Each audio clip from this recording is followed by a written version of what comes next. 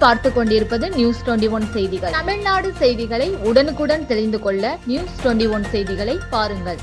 திண்டுக்கல் மாவட்ட ஆட்சியர் அலுவலகத்தில் மக்கள் குறை தீர்க்கும் நாள் கூட்டம் மாவட்ட ஆட்சித்தலைவர் சரவணன் அவர்கள் தலைமையில் நடைபெற்றது. கூட்டத்தில் பொதுமக்களிடமிருந்து 293 மனுக்கள் பெறப்பட்டன.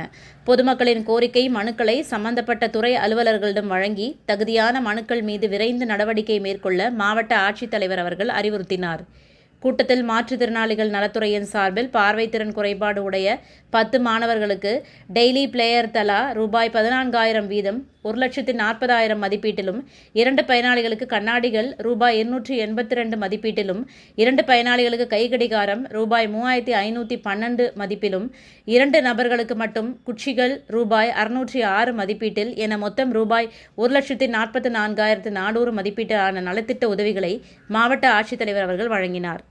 இக்கூட்டத்தில் மாவட்ட வருவாய் அலுவலர் ஜெயபாரதி, மாவட்ட வழங்கல் அலுவலர் அன்பழகன், மாவட்ட ஆட்சியரின் நேர்முக உதவியாளர் சிவக்குமார், மாவட்ட ஆட்சியரின் நேர்முக உதவியாளர் கோட்டைக்குமார், மாவட்ட சுற்றுச்சூழல் பொறியாளர் குணசேகரன், மாவட்ட ஆட்சியரின் நேர்முக உதவியாளர் சுந்தரமகாலிங்கம், தனித்துணை ஆட்சியர் கங்காதேவி, முன்னோடி வங்கி மேலாளர் ஆனந்த் மற்றும் அரசு அலுவலர்கள் உட்பட பலர் கலந்து கொண்டனர்.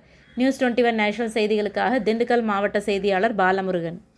ராணிப்பேட்டை மாவட்டம் ஆற்காடு பேருந்து நிலையத்தில் மாதந்தோறும் பௌர்ணமி அன்று அன்னதானம் வழங்கி வரும் Sri Jothilingeswarar சிவனடியா Seva public charitable trust பல்வேறு ஆன்மீக பணிகள், பள்ளி மாணவ மாணவிகளுக்கு உதவி செய்தல், மரம் நடுதல், இரத்த தான முகாம் நடத்துதல், மருத்துவ முகாம் நடத்துதல், துப்புரவு பணியாளர்களுக்கு நலத்திட்ட உதவிகள் வழங்குதல் போன்ற எண்ணற்ற பொது சேவை பணிகளை செய்து வருகின்றனர். இதில் உதவி செய்ய விருப்பமுள்ளவர்கள் தொடர்பு கொள்ளவும். நிறுவன தலைவர் ஜெய் மாருதி சரவணன், எண் 3, ராஜ முதலியார் தெரு, ஆற்காடு, ராணிப்பேட்டை மாவட்டம்.